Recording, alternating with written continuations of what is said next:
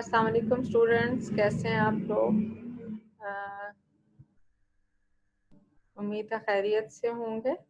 अच्छा जी, आज हमने जो टॉपिक नया शुरू करना है और वो टॉपिक है जी significant figures and rounding of data.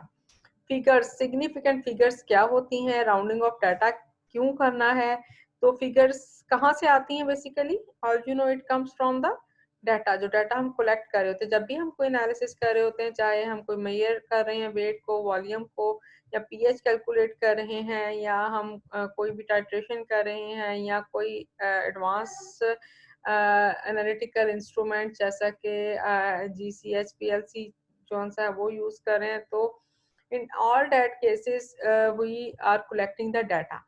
Data collect कर रहे हैं, तो डाटा कलेक्ट करने के लिए क्या हम कैसे शो करते हैं उसको, किसी ग्राफ की सूरत में। ग्राफ किससे बनता है? फिगर्स से बनता है। फिगर्स को हमने कितना रिपोर्ट करना है, कितनी सिग्निफिकेंट फिगर्स देनी है, आया उनको राउंड ऑफ करना है या नहीं करना है, ये सब हम देखेंगे इन द टुडेज लेक्चर। तो सिग्निफिकेंट फिगर्स क्या होती हैं? एनालिटिकल डाटा को हम, जो हमें एनालिटिकल डाटा कहाँ से मिलता है? किसी भी मेजरमेंट से, ठीक है ना। तो हमारे पास कुछ फिगर्स आती हैं, उन फिगर्स में नंबर्स होते हैं जो कि हमें बताते हैं कि हमारा जो एनालिसिस का ट्रेंड है वो किस तरफ जा रहा है। तो अब जो है सिग्निफिकेंट फिगर्स कौन सी हैं, इसको हम फिर ऑन दैट बेसिस हम ये फाइनलाइज करते हैं कि हमारे रिजल्ट में कितना एरर आ रहा है और उसमें कितनी एक्यूरेसी या प्रिसीजन है। तो पहले हम देखेंगे कि सिग्निफिकेंट फिगर्स की डेफिनेशन क्या होती है। Significant figure in a number may be defined as all the certain digits plus one doubtful or uncertain digit। ठीक है जी, क्या है कि जो भी हमने डाटा रिपोर्ट किया है उसमें जितनी भी सर्टन डिजिट्स हैं, और एक उसमें हम क्या लगाते हैं, वन अनडाउटफुल और अनसर्टन डिजिट। तो फॉर एग्जांपल वो कहता है कि अगर the volume of the liquid is measured by a burette which is graduated to 0.1 ml, any volume reported should reflect this. Graduation उसकी क्या हुई है? 0.1 से हुई है। मिनिमम जो हम कैलकुलेट कर सकते हैं वो 0.1 ml को उस यूनिट से हम उसको कैलकुलेट कर सकते हैं। अब फॉर एग्जांपल वो कहता है कि आपने 12.6 मिलीलीटर जो है वो यूज किया, और आप उसको कैसे रिपोर्ट करते हैं? 12.6 अगर हम लिखेंगे या 12.60, तो वो इट मीन्स कि these are the same values. But analytical point of view के मुताबिक अगर हम देखते हैं तो 12.6 में क्या है? 3 सिग्निफिकेंट फिगर्स हैं।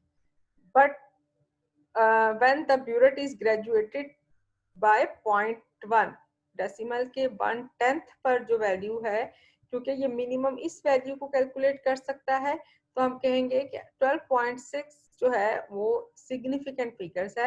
एक्चुअल वॉल्यूम जौन सा है, इसका मतलब है वो क्या हो सकता है? +-0.1।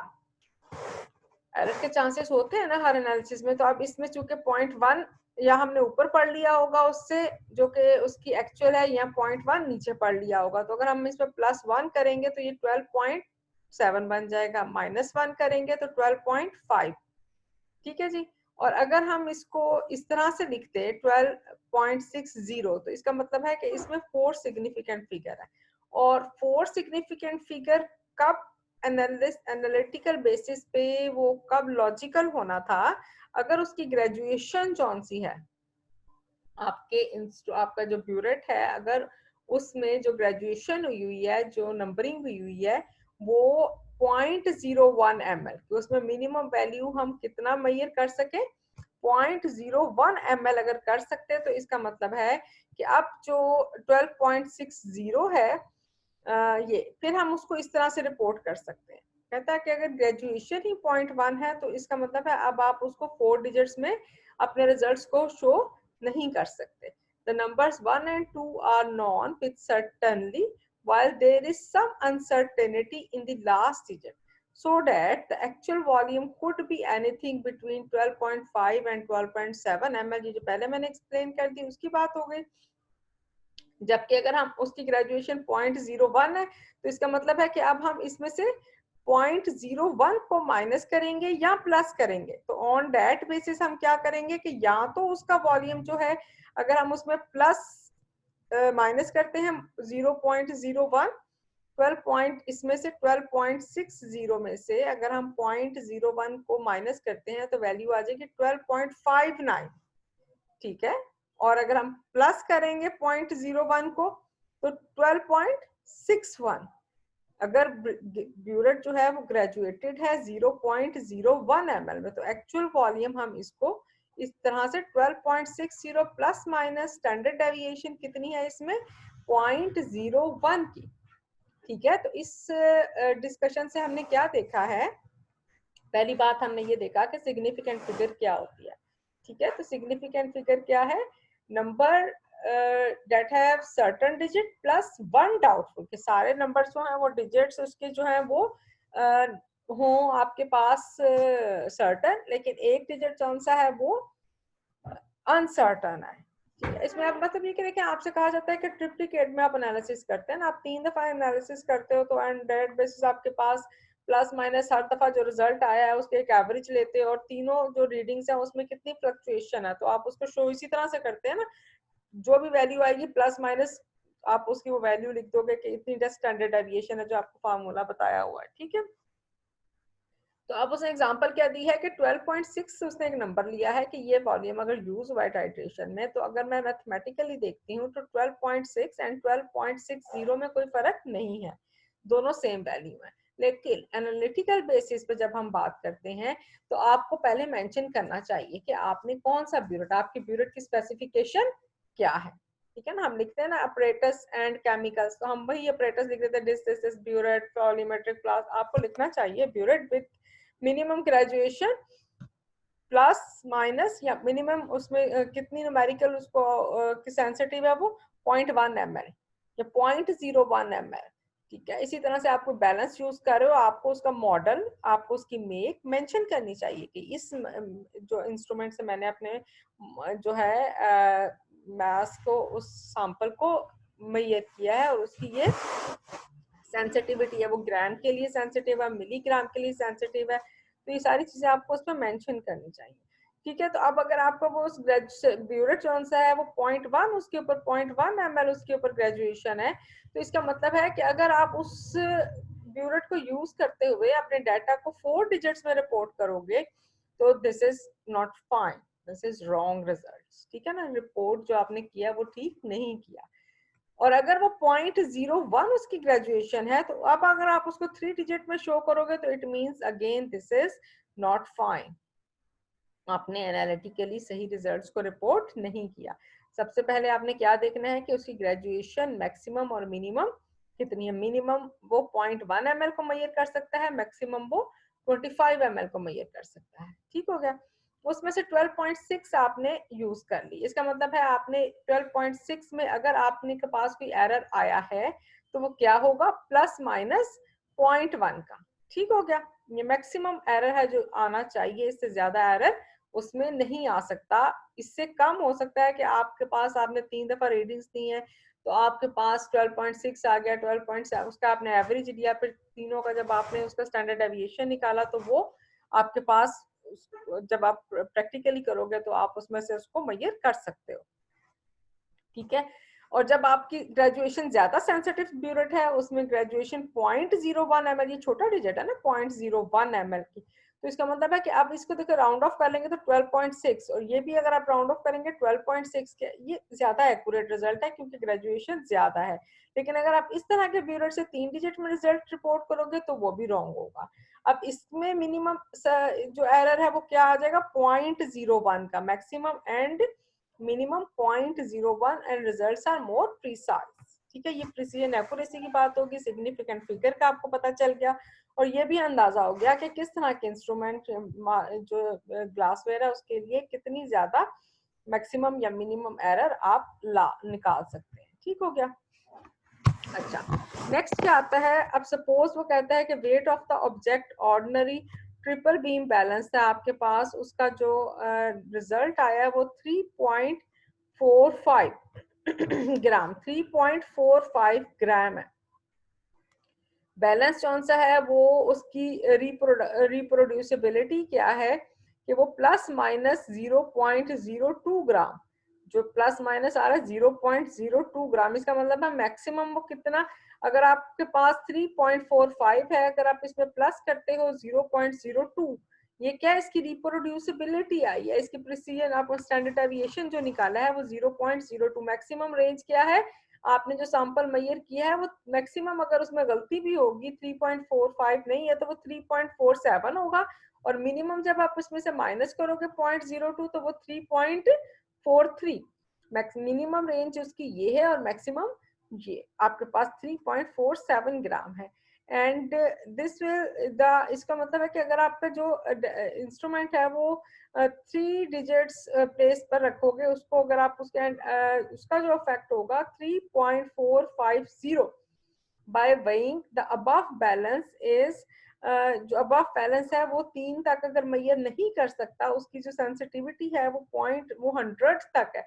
इस वैल्यू को क्या कहते हैं, ये यूनिट वैल्यू होती है ना जो इस तरफ होती है, सपोज अगर ये यूनिट है और यहाँ पे 10th वैल्यू नहीं है, हमें 10 यूनिट या वंस, टेंस, 100, 1000, और जो डेसिमल के राइट साइड पे होते हैं वो 10th, 100th, ठीक है ना, 10th, ये टेंस और ये 10th, और ये 10th के बाद फिर 100s, 1000s वैल्यूज आ जाती है।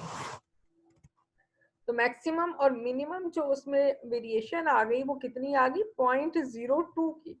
अगर इसी ऑब्जेक्ट, उसी जो हमारे पास सैंपल है उसको मैं वे करती हूँ किसी ऐसे बैलेंस से जिसकी जो सेंसिटिविटी है वो आफ्टर डेसिमल 3 डिजिट्स है, तो अब आपने उसको जब आपने उसमें से रिजल्ट को लेना है, डाटा को कलेक्ट करना है, तो अब आपने अकॉर्डिंगली आपने उसको 3 डिजिट्स वहां पे मेंशन करने हैं, 3.448 टू 3.452 वैल्यू। अब उसकी वैल्यू क्या आएगी, मैक्सिमम अब 3.450 में से प्लस माइनस 0.002 करोगे तो अब मैक्सिमम और मिनिमम 3.448 एंड 3.452 आ गए, ठीक हो गया ना। तो ये वेरिएशन आ गई किस तरह से, अब आप यहाँ पे इसको राउंड ऑफ करेंगे ये भी 5 आ जाएगा, और अगर इसको आप करोगे तो वो भी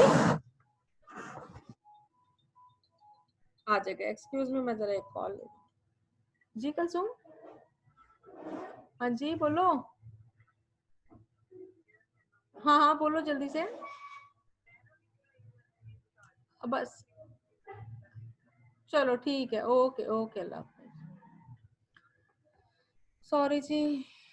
अच्छा, तो ये आपके पास आ गया कि किस तरह से आपने सिग्निफिकेंट फिगर्स अपने according to your instrument, according to your glassware आपने कैसे रिपोर्ट करने अपने रिजल्ट्स को। अब रूल्स क्या हैं आपके पास सिग्निफिकेंट फिगर्स को, rules for determining the significant figures. Significant figures कितने होने चाहिए, कैसे होंगे, एक अकॉर्डिंगली हमने देख लिया अपने ग्लासवेयर इंस्ट्रूमेंट के मुताबिक। अब अगर रिजल्ट्स रिपोर्ट कर दिए आपने तो आपको पता होना चाहिए कि कितने वो सिग्निफिकेंट। अब पहला के नॉन जीरो इंटीजर्स, आपके डाटा में जितने भी, देखिए यहाँ पे 3.448 है, इसका मतलब है there are 4 significant figures, all the non-zero integers are significant. For example, 5.231 has 4 significant figures, ठीक हो गया, and 3 significant figures has 4 significant figure, 2.05 है यहाँ पे लिखा हुआ, हैज 3 सिग्निफिकेंट फिगर एंड 6.251 है 4 सिग्निफिकेंट फिगर। ये तो बात सब इजी है ना, सबको पता है कि जितने जहाँ पे प्रॉब्लम आती है वो जीरोस की आ रही होती है समटाइम। तो पहली बात ये हो गई कि नॉन जीरो इंटीजर्स को हम सिग्निफिकेंट लेते हैं अगर हमने अकॉर्डिंगली अपने ग्लासवेयर इंस्ट्रूमेंट के मुताबिक उसको मेंशन किया। नेक्स्ट है जीरो, द डिजिट जीरो में और मे नॉट बी सिग्निफिकेंट, आपने उसे मेंशन कर दिया फिर भी देखा ना, जिस तरह ये एग्जांपल है 0.612, तो इसमें ये नॉन सिग्निफिकेंट है, नंबर 4 है लेकिन सिग्निफिकेंट फिगर इसमें 3 है। डिजिट जीरो का क्या मतलब है कि वो जीरो सिग्निफिकेंट भी हो सकता है और नहीं भी हो सकता। In the burette graduated 0.01 millilitre, let the burette reading is 20.05 ml, 20.05 ml। तो इसमें इसका मतलब है कि ये जो सारे फिगर्स हैं ये दोनों जीरो जोन से हैं, ये सिग्निफिकेंट है। here both zeros are significant.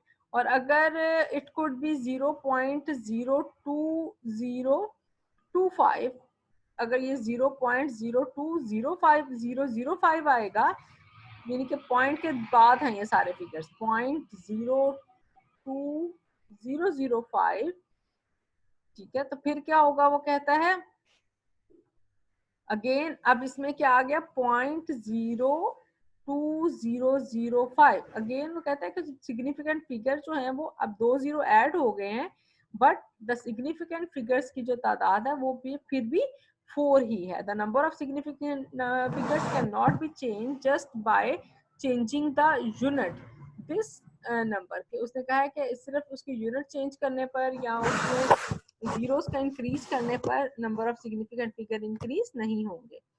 The function of zero preceding 2 or initial 0 is not located is on the जो लेफ्ट साइड पे लोकेट हो रहे डेसिमल पॉइंट के वो फंक्शनल नहीं है, और वो जो है उनको हम सपोज ये अगर हम लेते हैं ना, दिस इज द 0.007, तो ये डेसिमल से पहले बाद में और जो बाद पहले आ रहे हैं, ये तीनों ही नॉन सिग्निफिकेंट फिगर्स हैं. इसमें सिग्निफिकेंट फिगर की तादाद सिर्फ एक है, तो ये तीनों जीरो जोन से हैं वो नॉन सिग्निफिकेंट हैं. अब वो क्या कहता है, टू अवॉइड क्या लफ्ज़ है, इतना ब्लर सा आ रहा है,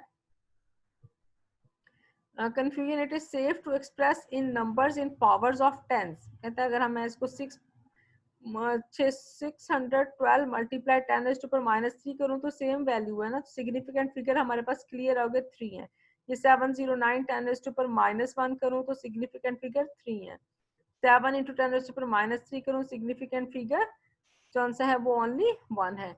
6.023 10⁻23, अगर आप ये 0.00000023 में जीरोस लगा के फिर 6023 लिखूंगी तो सिग्निफिकेंट फिगर्स कितने होंगे, 4 होंगे. और उसको पढ़ना बहुत मुश्किल है, उसको लिखना हर दफा बहुत मुश्किल है, तो इसलिए रिकमेंडेशन क्या है कि वो पावर ऑफ टेंस में हम मेंशन करें. 2 लीटर्स को कहता है कि हम 2 litres should be written as 2 into 10⁻³ or will be 2 if however the volume expressed in liter is 2.2 litre. 2 litre को हम ऐसा सच कर सकते हैं, द वॉल्यूम इन मिलीलीटर अगर हमें करूंगी तो 2.1 into 10⁻³ 2 significant figures in both cases. दोनों केसेस में जो सिग्निफिकेंट लीटर या मिलीलीटर, दोनों केसेस में जो फिगर है वो क्या होगी, वो आपके पास 2 सिग्निफिकेंट फिगर्स आएंगे. 2000 ml को उसने कहा है कि 2000 ml को अगर मैं 2 लीटर कर दूंगी तो सिग्निफिकेंट फिगर कौन से हैं, वो उसमें भी 2 है, 2 ही है और इसमें भी 2 ही है. ये ठीक है, ये टेबल आ गया आपके पास. ये है, आप अगर आपके पास जीरोस आ रहे हैं तो आप जीरो के केस में वो कहता है कि हम जीरो को कितनी तरह से शो कर सकते हैं. From the above discussion it is clear के 3 क्लासेस ऑफ जीरोस हैं, leading zeros, captive zeros. Leading zeros क्या है, zeros that preceded all the non zero digits, है ना, ये प्रीसीड, ये preceded zero, non zero digit से पहले जो आते हैं. These are not counted as significant figure. They merely indicate the position of decimal point. So the zeros are leading zeros. So this has only one significant figure. Captive zero क्या होते हैं? Captive zero हम कहते हैं जब दो non zero digit के दरमियान आता है. ये 70.9 है. Zeros between two non zero digits को हम कहते हैं captive zeros. They are counted as significant figure. For example, in 70.9, 0 is captive zero and thus it is taken as significant figure. Therefore, 70.9 has 3 significant figure. इसी तरह से वो point, इसमें भी 3 significant figures हैं. थर्ड टाइप है trailing zero, जो इसके बाद आ रहे होते हैं ना, ये नॉन जीरो डिजिट के बाद आ रहे हैं. Zeros at the right end of the number are called trailing zeros. They are significant if the number contain a decimal point. अब जीरोस कितनी तरह के हो गए, कैप्टिव था, ट्रेलिंग था और प्रीसीडिंग जीरोस. ठीक था. तो अब इसमें वो कहता है कि ये सारे जो से ट्रेलिंग जीरोस हैं, तो इट मीन्स कि ये जितने भी जीरोस हैं इसमें जो सिग्निफिकेंट फिगर्स हैं वो कितने होने चाहिए, 5 जीरोस जो से हैं वो सिग्निफिकेंट फिगर्स होंगे। ठीक है, zeros are example of trailing zeros and significant. These are present after the decimal point. When the number end in zeros that are not to the right of the decimal point, the zeros are not necessarily significant. For example, the number 240 can have only 2 और 3 significant figures. इसमें 2 भी हम इसको कह सकते हैं और 3 भी कह सकते हैं. Now it up to the instrument के वो कितना जो है वो sensitive है. सिमिलरली इसमें हम कहें तो इसमें हम कहते हैं कि 4 या 5 सिग्निफिकेंट फिगर्स हैं कि जो है वो कहता है कि जो डेसिमल के बाद आते हैं when the number ends in zeros that are not to the right of the decimal point, the zeros are not necessarily significant. Exponential notation में in exponential notation the numerical portion represent the number of significant figures. For example 3 into 10 raised to power 6 लिखेंगे तो 3 significant है, 3.2 में 2 significant figures हैं. ठीक है, rounding of the non significant figures. The non significant figures in the measurement. अब ये जो हमारे पास significant figures पर पहले हमें फर्क पता चल गया कि significant figures क्या है और non significant figures क्या है. तो नॉन सिग्निफिकेंट फिगर्स कौन से हैं उनको हमें राउंड ऑफ करके रिजल्ट अपना डाटा रिपोर्ट करना है. ठीक है, कहने को तो वो एक छोटी सी नॉन सिग्निफिकेंट फिगर होती है जो थर्ड फोर्थ पॉइंट पे मौजूद होती है, लेकिन अगर हम इसे ऐड करते हैं और अपने पूरे रिजल्ट कैलकुलेशन में करते हैं तो एट द एंड जो एरर है वो बहुत ज्यादा हो जाता है. अगर आप कैलकुलेट करके देखें प्रैक्टिस के लिए तो आपको आइडिया होगा कि डाटा जो रिपोर्ट हम करते हैं उसमें कितना ज्यादा फर्क पड़ जाता है एक छोटे से पॉइंट की वजह से. The non-significant figure in the measurement are rounded off as per the following rules. If the digit following the last significant figure is greater than 5, अगर तो जो last significant figure है वो greater than 5 है तो the number is rounded off to the next higher digit. इसको हम 9.5 कर देंगे. If it is less than 5, ये भी आप सबको पता है, the number is rounded off to the present value of the last significant figure. तो अब ये 9.4 ही रहेगा. अच्छा, अब अगर वो एग्जैक्ट 5 है तो again there are two possibilities. If the last digit is 5 से 8.65 तो number is rounded off to the nearest even digit. For example वो अगर 8.65 इज राउंडेड ऑफ टू 8.6, अगर ये इवन है तो हमने इसको क्या करना है, इसको हमने एज सच ही रहने देना है. लेकिन अगर ये ऑड नंबर है, 5 से जो 7 वाला नंबर आ रहा है आपके पास वो ऑड है, तो अब आप इसको नेक्स्ट वैल्यू दे देंगे, हायर वैल्यू 8.8 रिपोर्ट करेंगे राउंडिंग ऑफ में. ठीक हो गया. 8.55 है तो ये 8 ये भी ऑड नंबर है ना 5, तो इसलिए ये 8.6 राउंड ऑफ हो जाएगा. तो ये सारे रूल्स हैं जो कि हमने देख लेते हैं इसको. पहली बात हमने देख ली कि आप राउंडिंग ऑफ में नॉन सिग्निफिकेंट फिगर को राउंड ऑफ करके मेंशन करना है. उसको कैसे करना है, ऑड है तो आपने उसको अगर तो वो 5 से ग्रेटर है तो नेक्स्ट को हायर वैल्यू दे देंगे, और अगर वो 5 से छोटा है तो उसको सेम वही चेंज नहीं करेंगे. और if it is exact 5 then again there are two possibilities, either it is odd और इवन. कि नेक्स्ट नंबर जो उसका ऑड है इवन है, अगर वो इवन है तो हम उसको चेंज नहीं करेंगे, और अगर वो ऑड होगा तो उसको नेक्स्ट हायर वैल्यू दे देंगे. ओके. अच्छा, अब क्या है कि सिग्निफिकेंट फिगर्स की कैलकुलेशंस के रूल्स हैं अकॉर्डिंग टू द मैथमेटिकल जो ऑपरेशंस हम करते हैं वो क्या है. एडिशन और सब्ट्रैक्शन अगर हम कर रहे हैं तो फिर आपने कौन सा रूल फॉलो करना है. Rule here is to retain as many decimal in the final result as the number with the fewest decimal. ठीक है, fewest decimal जिसमें सबसे कम डेसिमल के बाद, ठीक है ना, ये डाटा मैंने कलेक्ट किया है. इस डाटा में ये एक नंबर है 14.22, इसमें डेसिमल के बाद 2 डिजिट्स हैं, इसमें डेसिमल के बाद 3 है, इसमें डेसिमल के बाद 4 है, इसमें डेसिमल के बाद 1 डिजिट आ जाता है आपके पास. ठीक है ना.